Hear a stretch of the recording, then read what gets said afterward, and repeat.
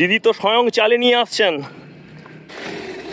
ঘাটালের মানুষের জনজীবন এভাবেই জলের চারপাশে আবর্তিত হচ্ছে। আপনাদেরকে দেখিয়ে দিচ্ছি, এই যে মোড় রয়েছে শহরের চারপাশে যাওয়ার প্রায় সব রাস্তাতেই জল উঠেছে। লক্ষ্মী পুজোর দিন সকালে যে আজ এই অবস্থা হবে আপনাদেরকে দেখাতেও খারাপ লাগছে। আছি গড়প্রতাপনগরে, আপনাদেরকে দেখিয়ে দিচ্ছি জুম করে সেই জল ছবি, চেনা জল ছবি। পুজোর মধ্যেও এই পরিস্থিতির মধ্যে মানুষকে পড়তে হলো। ঘাটাল সেন্ট্রাল বাসস্ট্যান্ড থেকে গড়প্রতাপনগর হয়ে এই রাস্তায় চলে যাচ্ছে চাউলি সিংপুর এবং খুব গুরুত্বপূর্ণ টঙ্গীর ঘাট।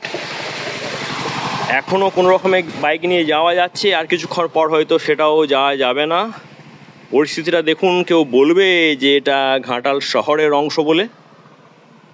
পুজোর দিনে শিলাবতীর বাম পাড়ের বিভিন্ন পাড়াগুলোর মধ্যে জল প্রবেশ করেছে, এই হচ্ছে অবস্থা। দশমীর দিন থেকে 2-3 দিনের এক নাগাড়ে বৃষ্টিপাত, আর তার ফলে পশ্চিমের জেলাগুলোর থেকে যে জলটা নেমেছে সেটা কিন্তু ঘাটাল বেসিনের চারপাশে এই মুহূর্তে প্রবেশ করেছে। দেখতে পাচ্ছেন দূরের কি পরিস্থিতি, বিভিন্ন ওয়ার্ড, বিভিন্ন পাড়া একেবারে জলমগ্ন। আর সেই চিত্রই তুলে ধরছি এই পুজোর সময়েতে। খুব খারাপ লাগছে। সকাল 9টা বাজে, আপনাদেরকে ক্যামেরাটা ঘুরিয়ে দিচ্ছি। এই হচ্ছে ঘাটালের আড়গোড়ার চিত্র।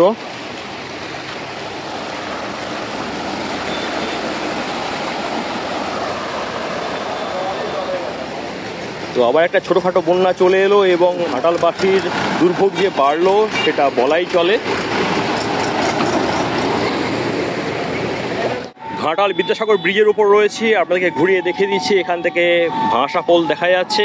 আর জলতল কাল রাত্রি 9টার তুলনায় খুব হালকা বেড়েছে, তবে এই জলটা প্রবেশ করছে এবং ঘাটাল বেসিনের নিচু এলাকাগুলোতে অলরেডি কিন্তু প্লাবিত করেছে বা করছে। তো বন্ধুরা, আমার পেছনে দেখতে পাচ্ছেন ঘাটাল বন্যার সেই চেহারা, জলমগ্নতা, জলপ্লাবতা, বন্যা যেটাকে বলা হচ্ছে। বিভিন্ন জায়গায় ঘুরে ঘুরে এই ব্লগটা করছি, আশা করি আপনাদের কাছে ইনফরমেশনগুলো পৌঁছবে। তো আমাদেরকে সাপোর্ট করবেন, আমাদের ইউটিউব চ্যানেলকে সাবস্ক্রাইব করবেন, ভাষা পোলকে ফলো করবেন। পুরো ভিডিওটা দেখতে থাকুন স্কিপ না করে। তাহলে সেই চেনা জল ছবি আর ডিঙি নৌকা করেই কিন্তু যাতায়াতটা টিকে আছে। গতকাল পর্যন্ত এই মাঠগুলোতে শুধুমাত্র ঘাস দেখা যেত কিংবা ফসল দেখা যেত। আজ দেখতে পাচ্ছেন বন্যার জল প্রবেশ করে গেছে। এ পাশটা অজবনগর, আর আরও ভেতরে, এখানে অনেকটা ভেতরে রয়েছে আপনার ঘাটাল ব্লকেরই দেওয়ানচক কাঁটা দরজা রয়েছে, সে পাশেও বন্যা হয়েছে।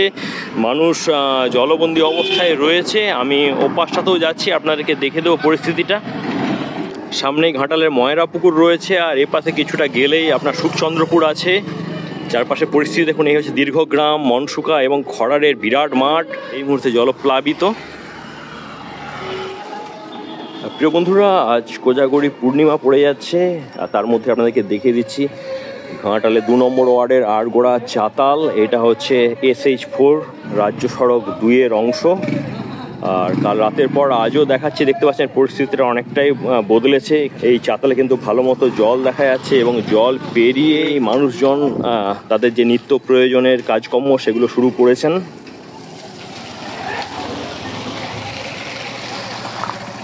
উৎসবের মরশুম, আর তার মধ্যে দেখতে পাচ্ছেন দোকানগুলো খোলা রয়েছে, বেনে দোকানেও ভিড় আছে।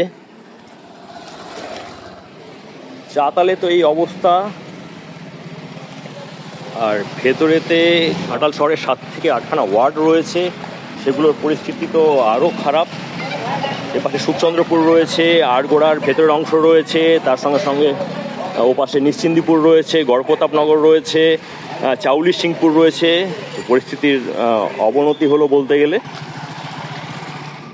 বাড়িতে 12 পুজোটা শুরু হয়েছে, ঢাক বাজছে, মা লক্ষ্মী এসে গেছেন। দাদাও কি ঠাকুরেরই জিনিসপত্র কিনতে গেছিলেন? কোথায়, বাড়ির ভেতরে? কি বলবেন, আবার তো দুয়ারেতে জল চলে এলো। আবার জল চলে এসছে, এবারে ছবারে পড়ে গেল। কি চান? আর কি চাইবো, চা তো কিছু নেই, কিছু হচ্ছে না। আচ্ছা, অনেক ধন্যবাদ। এবং দাদাও জল পেরিয়ে আসছে। তো বেশ কিছু তো রাস্তা ডুবে গেছে, এবং যে মেন রাস্তা যেটা আমাদের ঘাটালের আড়গোড়া চাতাল থেকে সোজা চলে যাচ্ছে আড়গোড়া হয়ে সুখচন্দ্রপুর, আরও বেশ কিছু ওয়ার্ডেও প্রবেশ করছে, সেটাও ডুবতে বসেছে। কিছুক্ষণের মধ্যে হয়তো ডুবে যাবে। আরগোড়া বিশ্বেশ্বর শিব মন্দিরের সামনে পরিস্থিতি আপনাকে দেখিয়ে দিচ্ছি। রাস্তা জুড়ে জল। তো ভাবছিলাম যে সুখচন্দ্রপুরের দিকে যাব, কিন্তু অনেকটাই জল পেরোতে হবে, সম্ভব না গাড়ি নিয়ে যাওয়া। এখান থেকেই ঘুরে চলে যাচ্ছি। তো সত্যিকারেরই মানুষ কিন্তু আবার জলবন্দি হয়ে গেল। দিদি তো স্বয়ং চালে নিয়ে আসছেন। কি মনে হয় পরিস্থিতির কোনো পরিবর্তন হবে মাস্টার প্ল্যান হলে? আচ্ছা, এটা কত নম্বর ওয়ার্ড? 10 নম্বর ওয়ার্ড। এই হচ্ছে ঘাটালের চিত্র আজ সকালের। ও মাসিমা, বাড়ি কোথায় গো? জায়গাটার নাম কি? ও, গড়প্রতাপনগরই আছে। বন্ধুরা, দেখে মনে হচ্ছে এটা কোনো শহরের অংশ হতে পারে। ঘাটালের প্রাচীন অঞ্চল গড়প্রতাপনগরের একদম ভেতরেতে রয়েছি। সামনেই রয়েছে শ্রীরামপুর, রয়েছে পাঁচঘোড়া রয়েছে। অবস্থাটা আপনারা দেখুন, কি পরিবেশ পরিস্থিতি। ক্যামেরাটা ঘুরিয়ে দিচ্ছি।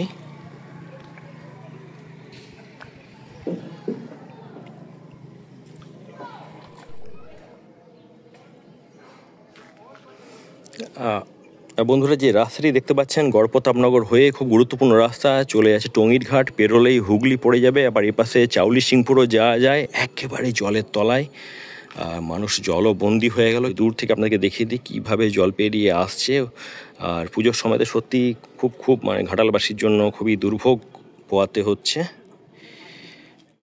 ঘাটাল সেন্ট্রাল বাস স্ট্যান্ড থেকে রথতলা হয়ে এই রাস্তা চলে গেছে চাউলি সিংপুর হয়ে মনসুকা।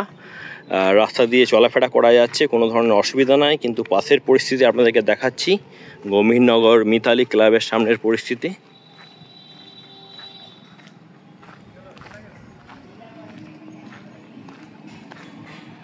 রথতলার সামনে রয়েছি, আর পুজোর কেনাকাটার ভিড়। এখানে কিন্তু কোনো ধরনের বন্যার জল আসেনি, সেটাও জানিয়ে দিলাম।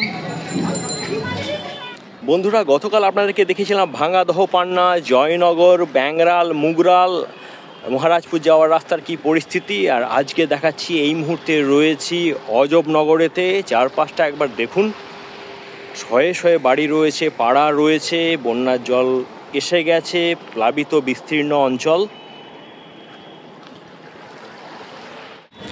তো একেবারে লক্ষ্মী পুজোর তিথি পড়ে গেছে, আর সত্যিকারেরই ঘাটালবাসীর দুর্ভোগটা বাড়লো। বেশ কিছু জায়গা ঘুরে আপনার সঙ্গে শেয়ার করলাম, তুলে ধরলাম বন্যা পরিস্থিতির। ভিডিওটা কেমন হয়েছে, কেমন লাগলো একটু কমেন্টে দয়া করে জানাবেন। তার সঙ্গে আমাদেরকে এগিয়ে দেওয়ার জন্য চ্যানেলটা ফলো করবেন, সাবস্ক্রাইব করবেন। আপাতত রাখছি, নেক্সট ব্লগে দেখা হচ্ছে। ততক্ষণের জন্য সাবধানে থাকবেন। টাটা।